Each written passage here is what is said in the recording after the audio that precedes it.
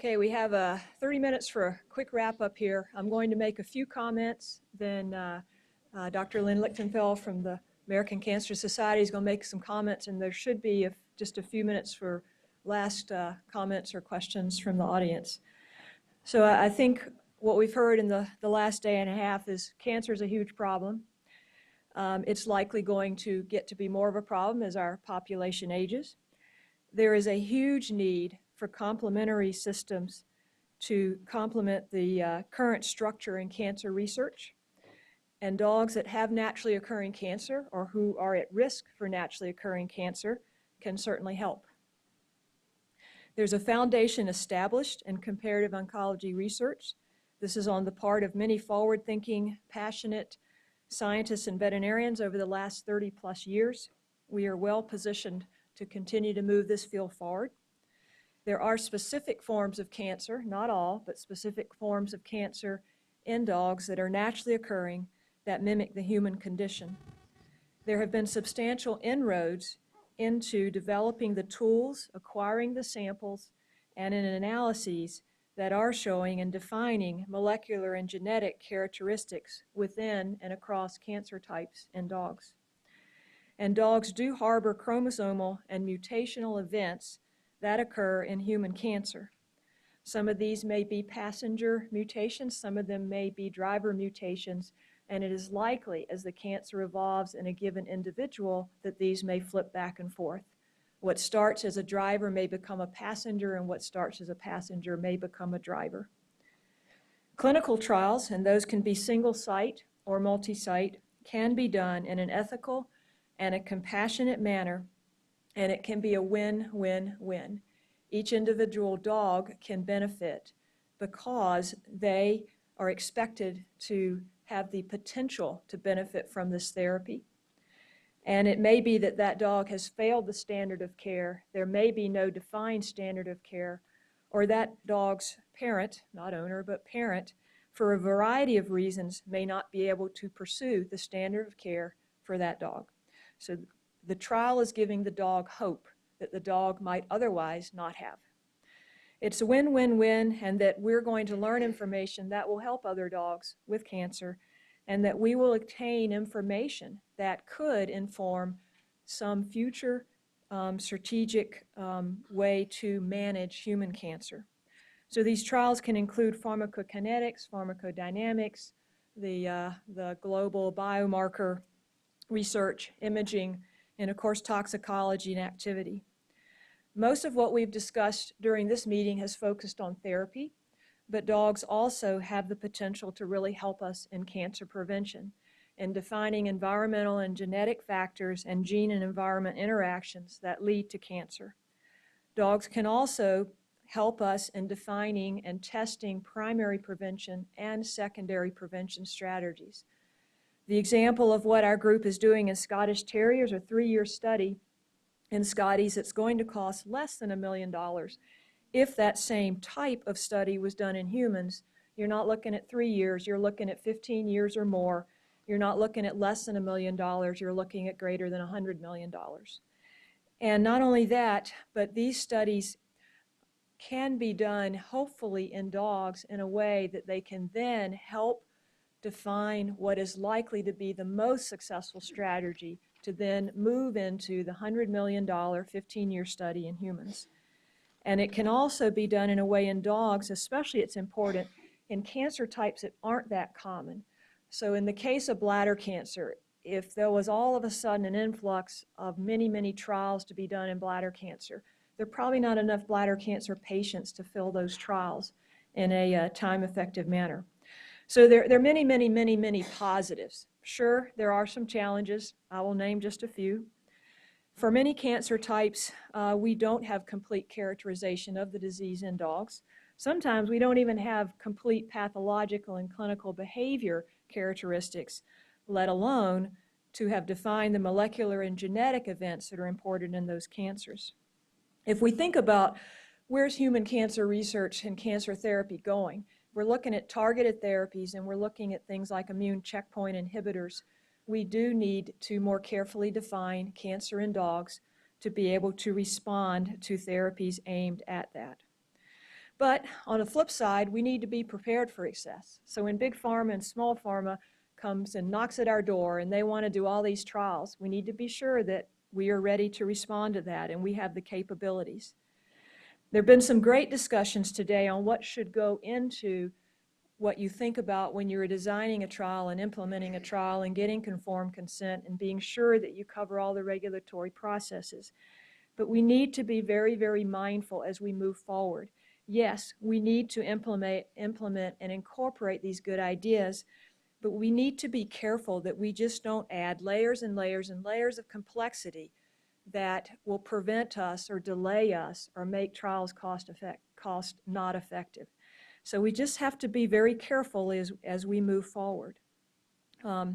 We also have to think about training the scientists that are going to work side by side with us and replace us when those of us eventually decide to retire, which I probably never will do, but anyway, others will. So there are challenges to be met, but I am absolutely, completely convinced that we can do this, and the time is now. So I will turn it over to Dr. Lichtenfeld, and then we'll take comments from you all.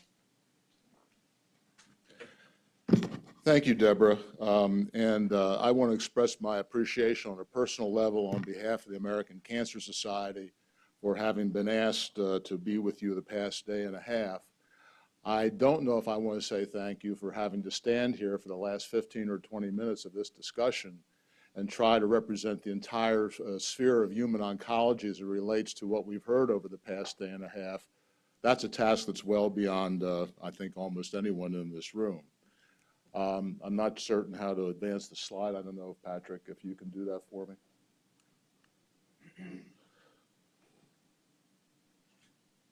Bear with me for just a minute if you don't mind. I'll tell you a story. All of us live within a comfort zone. For me, my comfort zone is reflecting on over a 40-year career in clinical oncology. And so when I received the invitation to appear before you today, I had to ask myself, really? And talk to a number of my colleagues and say, what do you know about this topic? And everybody gave me a blank stare. I accepted, I'm here, and I will tell you I'm grateful I'm here. Having said that, several days after we agreed to participate, this is dog's name is Lily, it's our pet. She was with us for 11 years. I didn't think this would happen, but it's happened. Shortly after I accepted that invitation, my wife and I, who were both active in medical organizations, were at a committee meeting one week, and we got a phone call from our son that Lily's face had swollen. And we came home that Sunday night, and her face was swollen. We took her to the vet the next day, and we were told she had lymphoma. A week later, we noticed that she had something on her rump. We took her back to the vet. We were told she had a sarcoma. That was about 5 weeks ago, and Lily passed away quietly last Monday. So this became, quite frankly, very personal. And now perhaps you can understand where I'm coming from.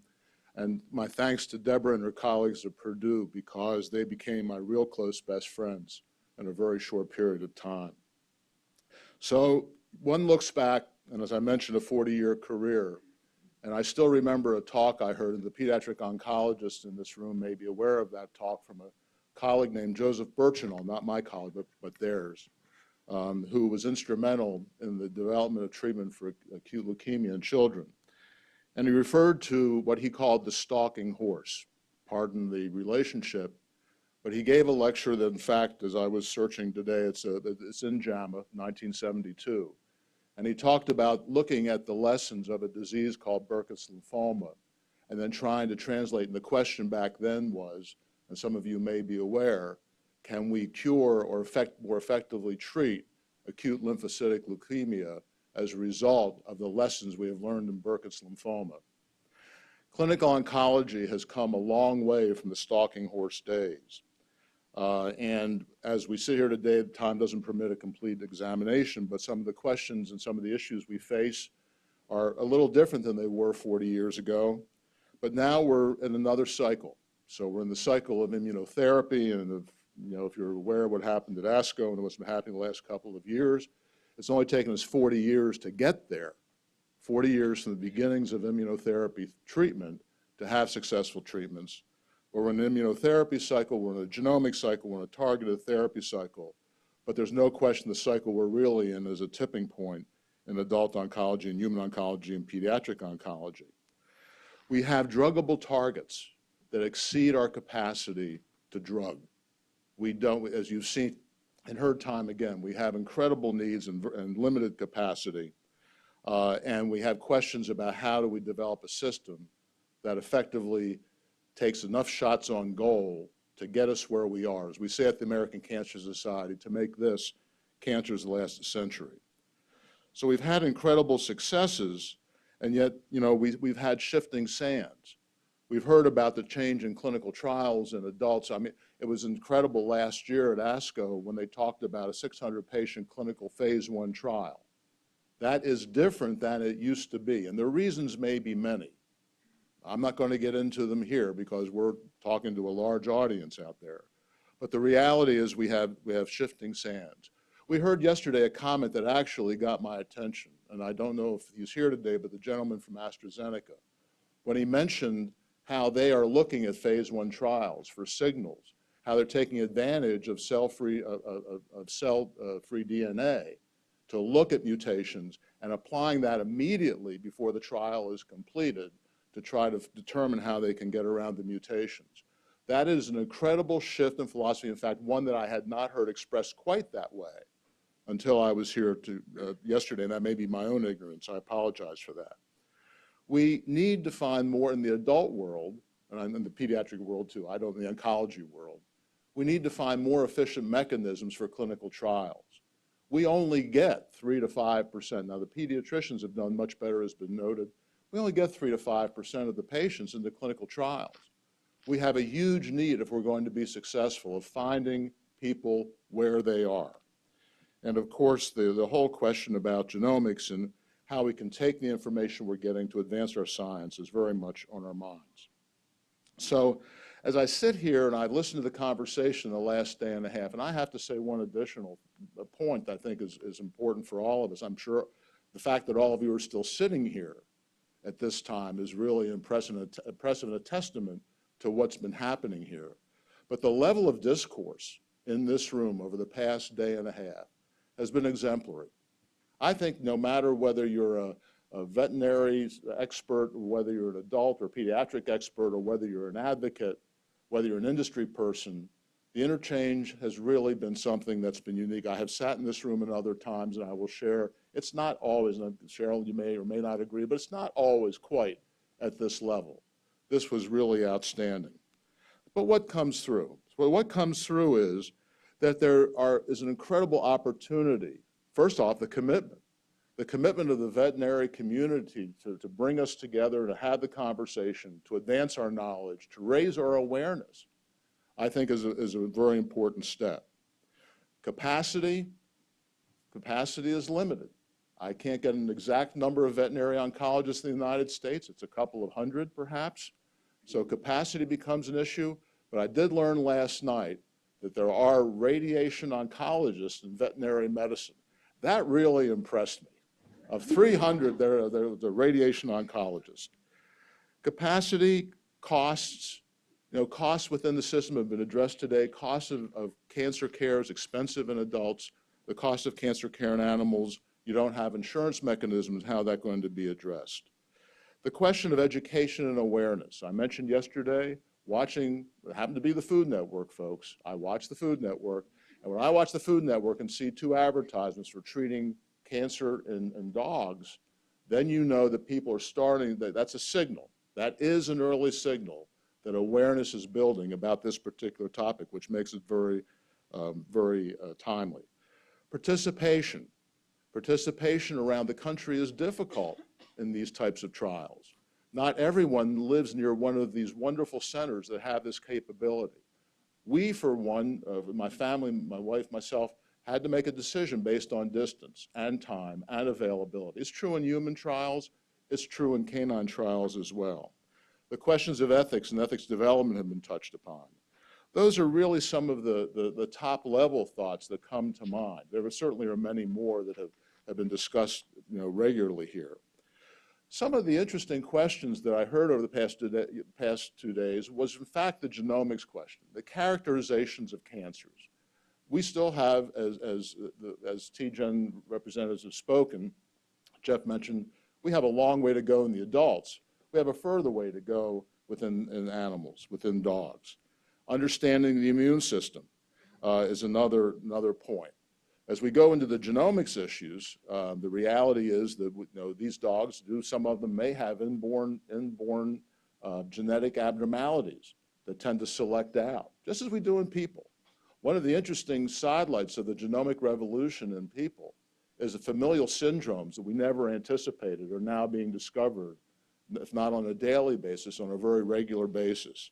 The same may be true in the animal model, but that doesn't make it necessarily a bad finding.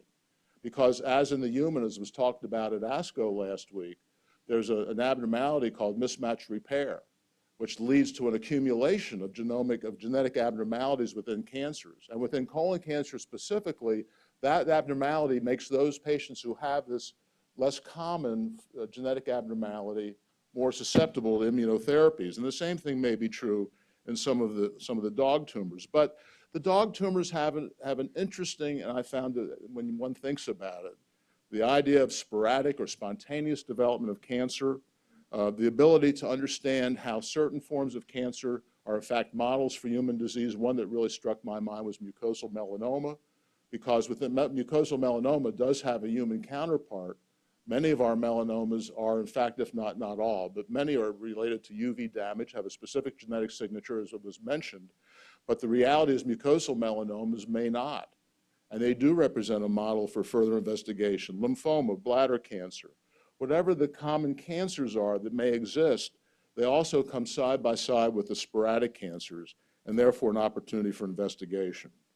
Understanding, as has been already mentioned, understanding toxicity, environmental impact, PK/PD we've heard about, and efficacy, of course. All of those are issues. But there are other things that are happening within the human world where the animal models may help us out. We have a huge need that's just beginning to understand how to combine everything to make it work even better. So you may have targeted therapies. You may have immunotherapies. Now you have immunotherapies and immunotherapies. But how are you going to take all of this and put it together and functionally in a way that is meaning? It's a huge question now in human oncology, and within this model, there's a potential to expand that opportunity to understand it even better. And I would also suggest that something that has not been discussed here is that there's an interest, although I will have to say that within the pharmaceutical companies, there is probably less of an interest for understandable business reasons. But there are many drugs out there where there's a thought that some of them may be effective and that we didn't understand the effectiveness with our old models. And we need a way to bring them back into the research arena to understand. A comment was made a moment ago about metabolism, looking at metabolism. There happens to be a drug out there, and I don't, somebody may criticize me, but I got stuck in the conversation about this about 5 or 6 years ago, called DCA, that really is focused on the Warburg hypothesis. And yet in the human model, we can't look at DCA. Now, I will tell you I'm a bit of a skeptic, but I've also learned, as I've said publicly, sometimes my skepticism is misplaced. So I am interested, and DCA, the question comes up whether or not, which is metabolically active in a pattern similar to the PET scan model that was offered, whether or not that could be investigated within animal models. Drugs such as Genentech has a drug called T-DM1, where they took trastuzumab and they linked it up to maytansine, a very old drug. It's been effective in the treatment of metastatic breast cancer. Very few ways to look at that. Remember that the pharmaceutical companies, as wonderful as they are limited in their capacity to take all the early stage opportunities. And there are companies out there trying to figure how they get across, as was mentioned, the valley of death, which I've also heard referred to as the valley of dearth. And it's the valley of dearth because there's not enough funding available to make that happen. Is this an opportunity to advance that? So understanding all of that, and I promise you much more that I have scribbled on these sheets. Understanding all of that, it's important that the community, I was going to say the industry, it's not an industry, it's a community. It's a community of owners and parents. It's a community of veterinary physicians. It's a community of researchers, of pharma, not-for-profits, and it's a community of philanthropists or philanthropy-oriented organizations. It's important that they get together and try to figure out how to do this as efficiently as possible, how to do it as effectively as possible, how to make it happen without the barriers. We heard yesterday about what I call the NIMBY syndrome, not in my backyard. If it's my trial, I'll do it. If it's your trial, I'm not so sure I'm going to contribute. How do we get past that to make it really an effective collaborative and cooperative mechanism for this to happen? So ultimately, as we stand here today, this is from the National Cancer Policy Forum. And we have to ask what the National Cancer Policy objectives are. And we have to ask, is there a fundamental question that we need to answer? On whose behalf are we going to answer it? Do we have models that demonstrate that this is applicable in human medicine? Are we interested in advancing this for the benefit of our animal friends, our companions, those like Lily, who could potentially benefit? We really need to be able to focus in a way that policymakers, the output has to be, on behalf of the policymakers, because the investments that the policymakers are making right now are in fact pretty limited. They're resource constrained. They are going to require philanthropic organizations to step up and say, we care. And the comment about patient advocacy is very well taken. I am very much in the patient advocacy community, and there are certainly parallels as to how this happens. So there's leadership. I certainly sense that coming out of this meeting and looking at all of you here, and as I said before, still here, there's certainly interest and commitment to make something happen. But ultimately, I think one of the comments that was made yesterday was really very apropos. And it said that the opportunities, the answers to the puzzles may be walking right beside us. The answers to our puzzles may be walking right beside us. They may be Lily. They may be the number of dogs who do develop and die from cancer. They may be in prevention. They may be in understanding environmental issues. They may be understanding near and long-term toxicities. There are potentials. The opportunity to unlock those potentials is very real. And I will add my voice to those who have made comments previously. As we leave this room, let's commit to taking a look at those potentials, determining what they are, and making that happen. Thank you very much.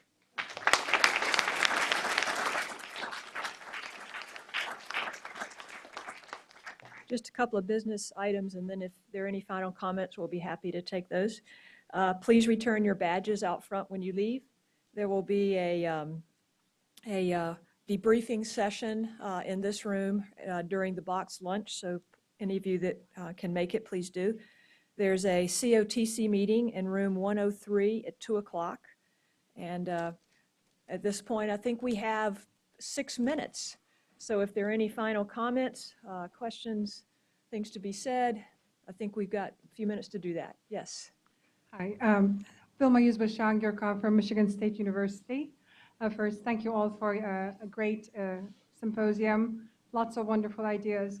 I do want to bring up one aspect that has not been brought up before, to this moment, and that is that there are libraries of drugs that are already approved, that are also available through NCI, that we can screen for in a high throughput manner these days.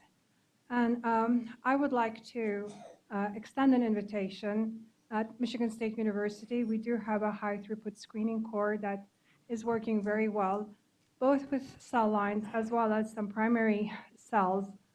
And I think that that's another avenue that we can go through and hopefully provide some preliminary data that is at least in vivo, in vitro, and perhaps in mouse studies in vivo, that we can develop some data and maybe then have a partner from pharma come back in to add value to our findings and bring some new drugs to the market for our companion animals, as well as some of their counterparts in humans, which in cases may be relatively orphaned diseases, in that there aren't many effective therapies or not many opportunities for novel agent testing.